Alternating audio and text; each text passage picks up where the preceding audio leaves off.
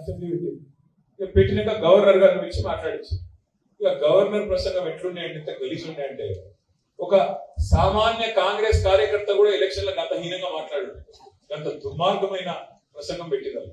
ఏమన్నారల్లా కేసీఆర్ మొత్తం నాశనం చేసిండు, తెలంగాణ వ్యవసాయం నాశనం చేసిండు, విద్యుత్ రంగం నాశనం చేసిండు, అప్పుల పాలు చేసిండు, రాష్ట్రం దివాలా తీయించిండు అని మాట్లాడి గిన్ని దివాలా కోరు మాటలు మాట్లాడిన కూకుటమ్మ మన నాయకుడిని. అందుకే ఆ రోజు శాసనసభలో లేచి వాళ్ళు మాట్లాడుతుంటే మాకు కూడా గొంతి పక్క తప్పలేదు. మేము విమర్శ చేయొద్దు అనుకున్నాం, 100 రోజులు మాట్లాడొద్దు పాపం కొత్త ప్రభుత్వం కదా అనుకున్నాం. ఇక మేము లేచి మేము కూడా మాట్లాడాం. నేను మాట్లాడిన, జగదీష్ రెడ్డి గారు, హరీష్ రావు గారు అందరం మాట్లాడినాం.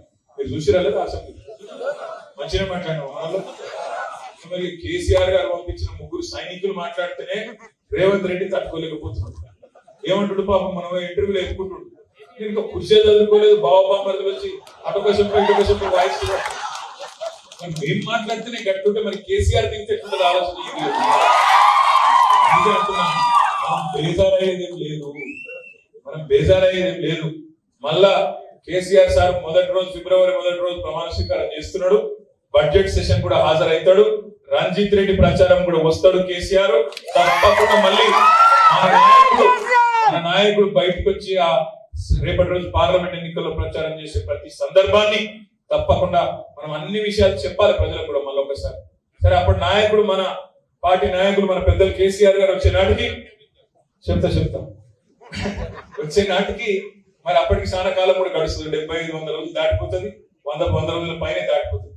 100 రోజులు మార్చి 17కి నిండుతాయి. ఎన్ని మాటలు చెప్పారు 100 రోజులు చేస్తామన్నారు. ఇప్పుడు రంజిత్ అన్న అన్నాడు 2 హామీలు అమలు చేసినాను, 2 హామీలు అమలు చేయలేదు. వాళ్ళు ఇచ్చింది 6 గ్యారంటీలు 100 రోజుల్లో చేస్తామని, అవి కాకుండా మరొక 414 హామీలు ఇచ్చారు. మొత్తం 420 హామీలు ఇచ్చారు కాంగ్రెస్. నేను అంటలేకపోయి వాళ్ళు 420 కాలని మీరు అనవసరంగా నా మీద పెట్టుకుని మళ్ళీ తెల్లకి మళ్ళీ కూడా అంటుంది కేటీఆర్ అంటే ఆయన మళ్ళీ మీరు ఇచ్చిన హామీలు యాడ్ చేస్తున్న 420 హామీలు మీరు ఇచ్చిర్రు. యూత్ డిక్లరేషన్, మహిళా declaration, SC declaration, ST declaration, రైతు డిక్లరేషన్, ఇంకేదో మశానం డిక్లరేషన్, ఏది పడితే చెప్పారు. అన్ని చెప్తే అన్ని కూడితే నేనే 420 హామీలు 420 హామీలు. మనం ఏమంటున్నాం ఇప్పుడు? ఆ 420 హామీలు ఎట్లా అమలు చేస్తారు, ఎప్పటి లోపల అమలు చేస్తారు? అమలు చేయకపోతే ఇచ్చి పెట్టాం.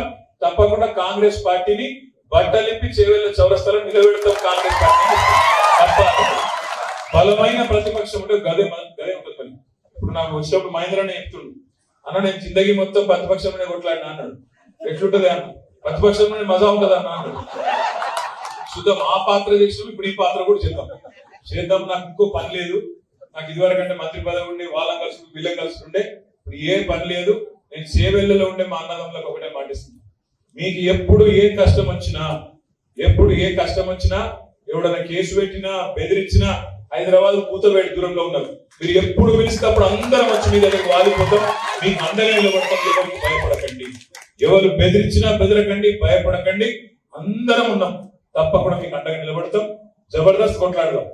ఇప్పుడు మా తమ్ముడు ఎన్నికలు చెప్తాను, అన్న లంక బిందెల కథ చెప్తాను. ఎట్లుంటదంటే వాళ్ళు పాపం నిజంగా అనుకోలే, కాంగ్రెస్ వాళ్ళు కూడా అలా అనుకోలే. వస్తారు అధికారం ఎటు పడతారు చెప్పుకుంటూ తమకి ఇది కావాలంటే సరే అది కూడా ఓకే అని, ఇది కావాలంటే అది కూడా ఓకే, చలపోను మొత్తం లెక్క పెడితే మొత్తం నోటికి ఎంత వస్తుందో చెప్పుకుంటమే. వాళ్ళు కూడా అనుకోలే, ఆయనతో వచ్చి పడ్డారు అధికారం. వచ్చి పడ్డాక ఇప్పుడు ఏం చేయాలి? లెక్కలు చూసుకున్నారు. పేరు చెప్తే బాగుండదు కానీ 2-3 మంత్రులు కూడా ప్రైవేట్ గా మాట్లాడినప్పుడు వాళ్ళు కూడా ఏదో చెప్పినాం కానీ అయితే పాప ముఖ్యమంత్రి గారు ఆయనకి ఇదివరకు మంత్రిగా పనిచేసిన అనుభవం లేదు. ఆయన సెక్రటరియట్ లో మనం మీటింగ్ పెట్టి అలా చెప్తుండ్రు, మేము ఇక్కడ లంక బిందెలు ఉంటాయి అనుకుని వచ్చిన మీరు అన్ని ఖాళీ కుండలో ఉన్నాయి. అసలు నాకు తెలియక అడుగుతా, లంక బిందెల కోసం ఎవరు తిరుగుతారు? లంక బిందెలు 7 ఉంటాయి. పాడుపడ్డ గుళ్ళల్లా, పాడుపడ్డ కోటలల్లా, పాడుపడ్డ గడీలల్లా గన్లుంటాయి. ఎవరు తిరుగుతారు వాటి కోసం? గడపాలలు పట్టుకొని, తడపాలలు పట్టుకొని అర్ధరాత్రి ఎవ్వడు కనబడకుండా మంచిగా దుప్పటి కప్పుకొని పోయి కొంతమంది సాటుకు చదువుతా ఉంటారు. వీటి కోసం అంటే సెక్రటరీకి వచ్చినాడు తీసుకుంటోళ్ళ చేత రాష్ట్రం అంటే సరే నడవని, వాళ్ళు నడపని, మనకేం ఇబ్బంది లేదు, మనకి ఈర్ష్య లేదు, ద్వేషం లేదు. ప్రజలు మనకు 10 ఏళ్ళు ఇచ్చిరు, వాళ్ళకి 5 ఏళ్ళు ఇచ్చిరు. మరి 5 ఏళ్ళు నిలుపుకుంటారా? ఏం చేస్తారు? వాళ్ళని చూడాలి, మనం కూడా చూడాలి, చూద్దాం. ఎంత రాష్ట్రంలో రేపు ఏమవుతుందో మనకు కూడా తెలియదు, వాళ్ళకు కూడా తెలియదు, చూద్దాం. నేను మిమ్మల్ని అనేది ఒకటే, మిమ్మల్ని కోరేది ఒకటి, మనం ఇప్పుడు ప్రజల తరపున అడగాలి. ఏమడగాలి? వాళ్ళు ఏమన్నారు? 500 రూపాయల బోనస్ ఇస్తామన్నారు కింటాల్, అన్నారా లేదా? మరి రేపు ఏప్రిల్ లో కోతలు అయితే మీ దగ్గర చివరిలో కోతలు ఎప్పుడైతే ఇప్పుడు కాదు, అయ్యో చెప్పండి. పూలు పండ్లు వచ్చి మీ దగ్గర వరి లేదు, అసలు వరి లేదా? కొద్దిగానే ఉందా? షాబాద్ ఉంటుందా? షాబాద్ లో రియల్ ఎస్టేట్ ఉంది, షాబాద్ అసలు ఏమని ఎన్ని మాటలు అన్నారు మీరు రంగారెడ్డి జిల్లాలో తెలంగాణ ఉద్యమంలో? రేట్లు పెరిగాయి, రేట్లు పడిపోతాయి. ఏమైనా రేట్లు పెరిగిందా సేవలో మొత్తం? నేను రాగరంగ రంజిత వెళ్తే ఇంకెప్పటిగా ఛాయ్ తాగమని లేదు, ఉత్తగా అడిగిన. మంచి కట్టుకున్నాం, ఇక్కడ ఇల్లు కట్టుకున్నాం, మరి ప్రజలకు అందుబాటులో ఉండే తనకి ఇక్కడనే ఓటు రాయించుకున్నా, ఇక్కడనే ఉంటున్నా అని చెప్పి సంతోషం అన్న, మంచిగా అట్లే ఉండని చెప్పి నేను అడిగిన. ఏముండేదో ధర ఇడ అన్న, ఏమన్నా ఉంటదో ఒక 3-4 కోట్లు అయితే కంపల్సరీ ఉంటుంది అంట. నాకు చక్కెర పడుకున్నాడు తగ్గిపోయినాడు. ఎన్కపల్లినే 3-4 కోట్లు ఉందంటే 10 కోట్లు తక్కువ చేసి కావాలి. అంటే ఎట్లయిందంటే ఇప్పుడు చూస్తే ఎన్ని మాటలు అన్నారు. తెలంగాణ వచ్చినాడు మొత్తం భూముల ధర డామ్ అంటాయి, తెలంగాణ వస్తే నష్టమైంది అన్నారు. హైదరాబాద్ బంగారం అని కాలేదు, హైదరాబాద్ లో ఒక గజం భూములలో కూడా ఇలా బంగారం లేదు పరిస్థితి. ఎట్లయింది హైదరాబాద్? అమెరికాకి వెళ్ళి వచ్చిన రజనీకాంత్ చెప్తుండు చెన్నైకి వెళ్ళి వచ్చి, ఇది హైదరాబాద్ కాదు న్యూయార్క్ అనిపించింది నాకు, సూపర్ స్టార్ రజనీ కూడా చెప్తుండు.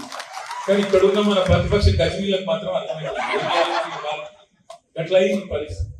సరే మంచి చేసినాం, మంచిగా పని చేసినాం, దురదృష్టం రకరకాల కారణాలతో స్వల్ప తేడాతో ఓడిపోయినందుకు భయపడేది లేదు, బాధపడేది లేదు, బెదిరిపోయేది అంతకంటే లేదు.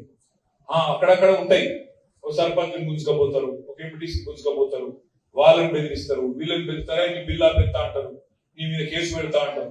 కొంతమంది పోయేటోళ్ళు పోతారు, దానికి బాధపడకూడదు. ఎందుకంటే ఎందుకు చెప్తున్నా అంటే, ఒకరో ఇద్దరో ముగ్గురో నలుగురో నాయకులు పోయినంత మాత్రాన ఇక్కడ వేల లక్షల మంది చాకులు లాంటి కార్యకర్తలు ఉన్నారు. ఇళ్ళకెళ్ళే మళ్ళీ కొత్త నాయకత్వాన్ని తయారు చేసుకుందాం. పోయేటోళ్ళని పోనీ, ఏం బాధలు.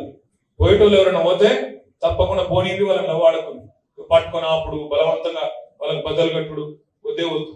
పోయేటోళ్ళు పోని క్లీన్ గా ఫ్రెష్ గా మంచిగా కొత్త తరం నాయకత్వాన్ని తయారు చేసుకుందాం. మీరు అండగా నిలబడండి సల్మా, మీరు గట్టిగా అండగా నిలబడండి, ధైర్యం ఇవ్వండి అన్న. మీరు ముంగట్టి నడవండి రండి, కిందికెళ్ళి మీ దాకా మంచిగా కమిటీలు వేసుకుందాం. గ్రామ స్థాయి నుంచి, మండల స్థాయి నుంచి, బూత్ కమిటీ నుంచి పునర్నిర్మాణం చేసుకుందాం. రాష్ట్ర కమిటీ దాకా, పల్లెట్ బ్యూరో దాకా మంచిగా కొత్తగా వేసుకుందాం. ఒక్కటే పని చేద్దాం, కాంగ్రెస్ పార్టీని ప్రజాక్షేత్రంలో చీల్చి చెండాడుదాం. ప్రజలకు ఇచ్చిన హామీలు నిలబెట్టేదాకా, ఒక్కొక్క హామీ నిలబెట్టేదాకా వెంటాడుదాం. తప్పకుండా నాకైతే విశ్వాసం ఉంది, ఎక్కువ సమయం పట్టదు. ఇప్పటికే ప్రజలు చూస్తున్నారు, బస్సులలో మరి లేడీస్ కొట్టుకుంటుంటే మనకు చూస్తే మనకే మంచిగా అనిపిస్తలేదు.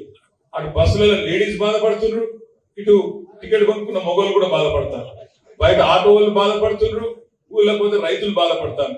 కాబట్టి రాష్ట్రంలో ఈరోజు అప్పటికే ఇంత 50 రోజుల స్వల్ప వ్యవధిలోనే ఈ ప్రభుత్వం కావాల్సినంత వ్యతిరేకత ముట్టగట్టుకున్నది. ఇంకా కూడా తప్పకుండా రాబోయే రోజుల్లో జరుగుతాయి.